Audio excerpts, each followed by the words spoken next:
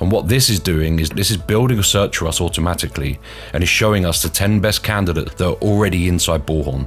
So before we even think about going external, this system is now driving us towards best practice and highlighting all the best candidates that we have in our database.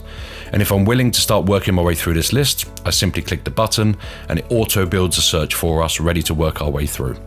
And in standard practice, we'll work our way through these candidates one by one, shortlisting or submitting people towards the vacancy. And from there, we'll probably reach out to them, have a conversation, and get them ready to be screened.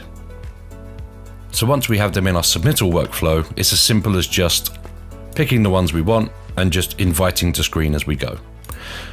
But again, that's a manual world, and really what you'd want to do is have all that automatically run in the background. So instead what we're going to do is, using automation, we'll do an auto match and an auto outreach to a candidate. And this is what that will look like.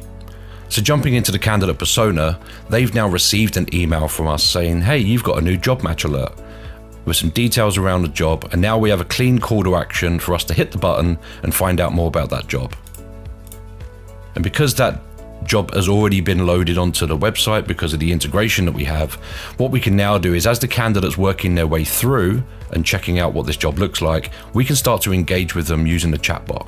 So the chatbot knows it's James because we've taken the call to action, starting to reach out and engage with them. We're happy that you're showing some interest in the Java developer job. Are you interested in applying? So now all James really has to do is just say yes and just start that process.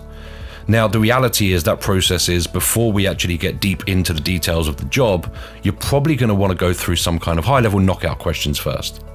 So, question 1, are you authorized to work in the country of the job? Question 2, how many years experience have you got in the role? Question 3, are you able to commute to the location or relocate if needed?